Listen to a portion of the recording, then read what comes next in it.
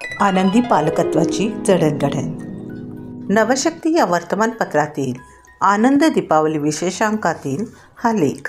नमस्कार मंडळी, मी ज्योती कपिले.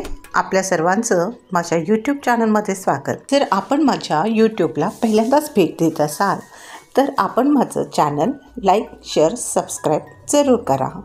आणि हो, बेल आयकॉनला प्रेस करायला विसरू नका, म्हणजे मी अपलोड केलेला प्रत्येक व्हिडिओ आपल्यापर्यंत सर्वात आधी पोहोचेल. ऐकूया लेख आनंदी पालकत्वाची जडणघडण. लेखन आणि अभिवाचन ज्योती कपिले. एकदा गीता, माझ्या जावेची मुलगी, घरी आली होती आणि त्यावेळेस अनय म्हणजे माझ्या जावेच्या नातवाचा विषय निघणं अपरिहार्यच होतं. अनय अवघ्या 2 वर्षाचा, पण अत्यंत कुशाग्र बुद्धीचा. त्याच्या हुशारीबद्दल ती कौतुकाने सांगू लागली. अगं काकी, माझं नवीन घड्याळ शोधूनही कुठे मिळत नव्हतं. दुसऱ्या दिवशी ते मिळालं. तर अनय म्हणतो कसा, गीता, झालं ना तुझं समाधान? तो असं बोलल्यावर तर आम्ही सगळे आश्चर्यचकित होऊन त्याच्या बोलण्याचं कौतुक वाटून हसू लागलो. ती पुढे म्हणाली, मला तो आत्यांना म्हणता घरच्यांचे ऐकून गीताच म्हणतो. मलाही ते संभाषण ऐकून अनयचं कौतुक वाटलं आणि अनयच्या अर्थपूर्ण गप्पा, चिमखडे बोल हे सगळं ऐकून मलाही माझा मुलगा अक्षय जेव्हा 2 वर्षाचा होता त्यावेळेचं आमचं संभाषण आठवलं. मी झाडत होते म्हणून हॉलचा फॅन बंद केलेला आणि अक्षय येऊन कोचावर बसला. जवळ असलेलं पुस्तक घेऊन त्यातली चित्र बघू लागला. झाडून पुसून झाल्यावर मी फॅन लावला आणि माझा पुस्तक बघत असलेला मुलगा मला म्हणाला, आई, फॅन बंद कर ना. बघ, पुस्तकाला थंडी वाजते, त्याला मलेरिया झाला आहे. पंख्याखाली पुस्तकाची पानं फडफडत होती. त्याचं बोलणं ऐकून मी चकितच झाले. महिन्यापूर्वी अक्षयच्या मोठ्या बहिणीला मलेरिया झाला होता. तिला थंडी वाजत होती आणि मग आम्ही तिच्या खोलीचा फॅन बंद करून ठेवलेला. त्या सगळ्या प्रसंगाची, आठवणींची, निरीक्षणाची त्याने अशा प्रकारे संगती लावून पुस्तकाला थंडी भरली असा निष्कर्ष काढला होता. खरंच बालमन हे ओल्या चिकन मातीसारखं असतं. फिरत्या चाकावर कुंभार जसं त्या मातीला पाहिजे तसा आकार देत असतो, घडवत असतो. पालकाचं काम तरी कुठे वेगळं असतं बरं. मुलांच्या अवतीभोवती घडणाऱ्या कित्येक प्रसंगामुळे, कानावर पडलेल्या माहितीमुळे डोळ्याने बघत, निरीक्षण करत ही मुलं मेंदूत नोंदी करत राहतात. आजूबाजूचा भोवताल कागदासारखा टिपत राहतात आणि त्यांना योग्य वाटतं तेव्हाच ते त्यांची अनमोल टिप्पणी देतात, जे ऐकून आपण थक्क होतो आणि स्वतःलाच विचारतो की याला हे कोणी आणि कधी शिकवलं बरं, किंवा त्याने कधी आणि कोणाच्या तोंडून ऐकलं आणि ते कधी वापरायचं हेही कोणी शिकवलं. खरं तर ही मुलं हुशार असतात. अगदी आईच्या पोटात असल्यापासून ते कानावर पडलेलं मेंदूत साठवून ठेवतात. संदर्भ कृष्ण अर्जुनाचा युद्धातील चक्रव्यूह भेदण्याचा संवाद सुभद्राच्या पोटात असलेला अभिमन्यू ऐकतो. म्हणजे आपण खरं तर त्यांना काही शिकवायची, ऐक म्हणण्याची सुद्धा गरज पडत नाही. कारण बालशिक्षणतज्ञ, मानसशास्त्रज्ञ डॉक्टर श्रुती मानसे म्हणतात तसं त्यांचा मेंदू, त्याचे न्यूरॉन एक गोष्टीची संगती जोडत जातात. एखाद्या स्पंजसारखं ते सभोवताल सतत टिपत राहतात आणि म्हणूनच गर्भसंस्कार आजही अस्तित्वात आहेत. आणि पालकांचं वागणं हे मुलासाठी आरसा असतो. तुम्ही जसे वागाल, बोलाल, हसणार, वैतागणार, परिस्थिती हाताळणार, मुलंही आपोआपच ते आत्मसात करणार.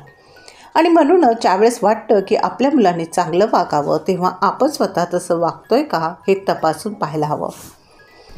तरच आपल्या मुलांची जडणघडण आनंददायी असणार आहे. आपण जे देतो तेच आपल्याकडे परत येणार आहे हे आपण पालकांनी कायम लक्षात ठेवलं पाहिजे.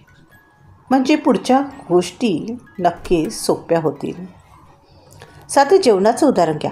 जेवताना मोठे कसे वागतात, कसे बोलतात, काय खातात आणि काय नाकारतात हे बघून मुलंही एकतर जेवताना आनंदाने जेवतील किंवा कटकट करत जेवतील. त्यामुळे पालकांचं संयमशील वर्तणूक मुलांनाही संयमशील बनवतं. त्याचबरोबरीने आजचा पालकासमोरचा अतिशय अवघड प्रश्न अर्थात मुलांचा मोबाईल, इंटरनेट आणि सोशल मीडिया वापर. अगदी अपरिहार्यपणे मुलांच्या हातात अनेक कारणांनी मोबाईल येतो खरा, परंतु त्या मोबाईलचा मुलं कसा किती वेळ वापर करतात हे सुद्धा बरेचदा घरात मोबाईलचा वापर किती केला जातो यावर अवलंबून असतं. आपल्या हातात पुस्तक असेल तर आपण ते मुलांना दाखवलं, त्याच्यातील चित्र मुलांना दाखवली, गोष्टी ऐकवल्या तर मुलांच्या हातात पुस्तक येईलच येईल. त्यासाठी मुलांना गोष्टीची पुस्तकं वाच असं सांगायची वेळ येणारच नाही. मुलं प्रत्येक गोष्ट स्वतः शिकण्यासाठी उत्सुक असतात. त्यांना त्यांचं जग पाहू द्या, अनुभवू द्या, त्यांचा आनंद त्यांना मिळवू द्या. त्यांच्या लटपटी खटपटीत तुम्ही बाधा न बनता त्यांच्यावर दुरून लक्ष ठेवा किंवा त्यांना नवनवीन ठिकाणी घेऊन जा. त्यांना चांगलं संगीत ऐकवा, निसर्ग दाखवा, सकाळच्या कोवळ्या उन्हात खेळवा आणि रात्रीचं आकाश, चांदोबा, चांदण्यातही दाखवा. चिवकाव दाखवतात ना, तर मांजर, ससा, बेडूक, झुरळही दाखवा. पण त्यांचे गुण सांगू नका, मुलांना ठरवू द्या. हा निसर्ग कसा आहे, फुलं, पानं, दऱ्या, डोंगर, मंदिरं बघू द्या. फुलांप्रमाणे मुलांनाही स्वतःहून फुलू द्या. उगाच घाई करून त्यांना अकाली प्रौढ बनवण्यापेक्षा त्यांना मुक्त ठेवा. त्यांच्या प्रगतीचा मार्ग त्यांना निवडू द्या. आज एक सल्ला आणि उद्या दुसरा सल्ला असं करून मुलांना उगीचच गोंधळून टाकू नका. मग मूल 2 वर्षाचं असो, 10 वर्षाचं असो वा 22 वर्षाचं. खलील जिब्रान यांच्या चिल्ड्रन ह्या कवितेचा हा मराठी भावानुवाद नेमका कोणी केला मला माहिती नाही, पण ही कविता आपल्यासमोर पालकांसमोर आरसा ठेवते हे नक्की. भावानुवाद ऐका. बालक, तुमची लेकरं ही तुमची नसतात. जीवनाच्या अति तीव्र आकांक्षेची मुलं आणि मुली असतात. ती तुमच्याद्वारे जन्मतात, तुमच्यापासून नाही. आणि ती तुमच्याजवळ असली तरी तुम्ही मालक नसता त्यांचे. कदाचित तुम्ही त्यांना तुमचं प्रेम देऊ शकाल, पण तुमचे विचार नाही देऊ शकत, कारण त्यांच्याजवळ त्यांचे स्वतःचे विचार आहेत. त्यांच्या शरीराला तुम्ही घरकुल देऊही शकाल, पण कदाचित त्यांच्या आत्म्यांना कदापि नाही, कारण त्यांच्या आत्म्याचा वास उद्याच्या गर्भात आहे. त्यांच्या उद्यालाही तुम्ही भेट देऊ शकतच नाही, अगदी स्वप्नातही नाही. तुम्ही त्यांच्यासारखं व्हायचा प्रयत्न करू शकाल कदाचित, पण त्यांना तुमच्यासारखं बनवण्याचा विचारही करू नका. आयुष्य कधीही भूतकाळात जात नाही आणि थांबूनही राहत नाही. बदलाच्या प्रतीक्षेत तुम्ही एका धनुष्यासारखे असतात, ज्यावर स्वार झालेली तुमची मुलं जणू एखाद्या जिवंत बाणासारखी भविष्याची वेध घेणार असतात. तो जगन्नियंता धनुर्धारी अनादी अनंत काळाच्या पटावर वेध घेतो, एका दूरच्या लक्ष्याचा, आणि सर्व शक्तीने तो आकर्ण ताणतो प्रत्यंच्या तुम्ही त्याचं धनुष्य वाकेपर्यंत. कारण त्याचे ते बाण अति जलद गतीने जावेत, अतिशय दूरवर म्हणून. तेव्हा आपलं ते धनुर्धराच्या हातातलं वाकणं आनंदाने स्वीकारा, कारण त्यालाही जसे हे दूरवर जाणारे बाण आपलेसे वाटतात, तशीच प्यारी असतात त्याला स्थिर असलेली धनुष्यही. भावानुवाद अज्ञात. तर ही खुणगाट आहे आनंदी पालकत्वाची. ही खुणगाट बांधून आपल्या मुलांच्या जडणघडणीत त्यांच्या आनंदात साक्षीदार होऊया, आनंद देऊया, आनंद घेऊया. धन्यवाद.